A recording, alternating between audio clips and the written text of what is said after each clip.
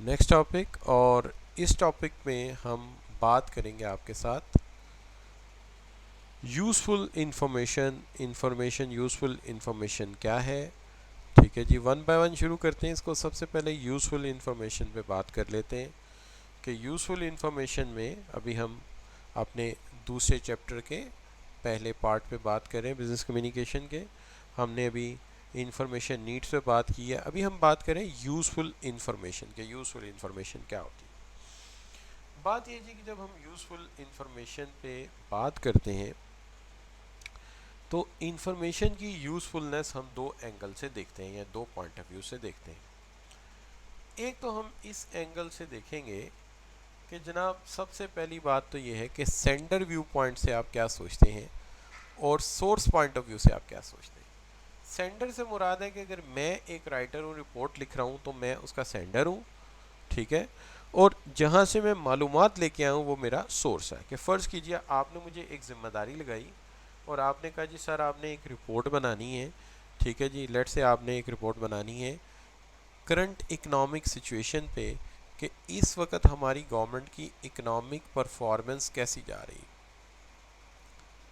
ठीक है जी। तो जिस सोर्स को मैं देखूंगा, फ़र्ज़ कीजिए मैं इसके लिए एशियन बैंक की रिपोर्ट ले लेता हूँ, वर्ल्ड बैंक की रिपोर्ट ले लेता हूँ। ठीक है जी। और उसके साथ साथ मैं जो है वो पाकिस्तान स्टैटिस्टिकल सर्वे जो है उसकी रिपोर्ट ले लेता हूँ। तो ये मैंने रिपोर्ट ले ली। तो ये मेरे सोर्स व्यू पॉइंट है कि सोर्स व्यू पॉइंट से मैंने इनको क्या सोचता हूँ इनके बारे में, एशियन बैंक के बारे में, वर्ल्ड बैंक के बारे में, स्टैटिस्टिकल ब्यूरो ऑफ पाकिस्तान के बारे में, कि इनका सोर्स कैसा है, अच्छा है, बुरा है, रिलायबल नहीं। सेंडर व्यू पॉइंट से कि मुझे इसके अंदर क्या चाहिए। सोर्स तो मैं अभी डिस्कस करने जा रहा हूँ।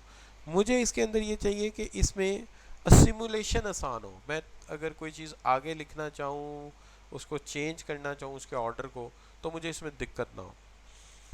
दूसरा, इसकी एक्सेसिबिलिटी आसान हो, ये ज़्यादा महंगी ना हो, ये इजीली दस्तयाब हो जाए, नेट से मिल जाए या मुझे इकनॉमिकली मिल जाए। और इसका मेरे केस के साथ एक रेलेवेंस हो, इसकी मेरे केस के साथ एक ममासलत हो। ऐसा ना हो कि मैं इकनॉमिक परफॉर्मेंस ऑफ पाकिस्तान की बात कर रहा हूँ, एशियन बैंक को उठाऊँ, उसने पाकिस्तान के बारे में लिखा ही ना हो, वर्ल्ड बैंक की रिपोर्ट लिखाऊँ, उसने पाकिस्तान के बारे में लिखा ही ना हो, स्टैटिस्टिकल ब्यूरो ऑफ पाकिस्तान ने एग्रीकल्चर के बारे में लिखा हो, पूरी इकोनॉमी के बारे में लिखा ही ना हो, तो ये तो रेलेवेंस ही ना होगा। तो मुझे एक तो मेरे केस के साथ इसकी ममासलत होनी चाहिए कि ये मेरे केस के साथ रेलेवेंट हो। दूसरी चीज़ ये है कि ये मेरे लिए आसानी से एक्सेस हो जाए, तो मेरे लिए ये इन्फॉर्मेशन बहुत अच्छी है।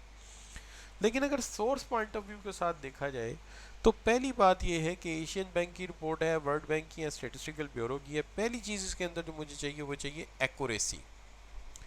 एक्यूरेसी मतलब ये है कि इसके अंदर जो है वो झूठ का आंसर ना हो, इसके अंदर जो है वो मिलावट ना हो।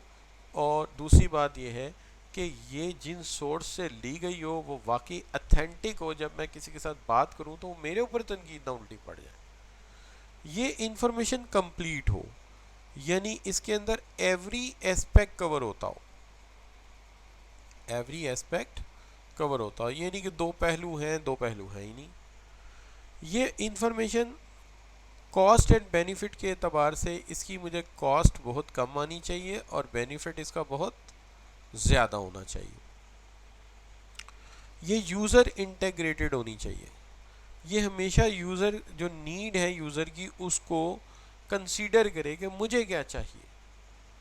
और मेरे केस के साथ इसका रेलेवेंस, जिसको हमने पहले भी बात की, कि एक ममासलत होनी चाहिए मेरी प्रॉब्लम में जो मैंने जिसको एड्रेस करना है और इसके डेटे में, दोनों एक दूसरे के साथ मुशाहबत रखते हो, दोनों ममासलत रखते हो।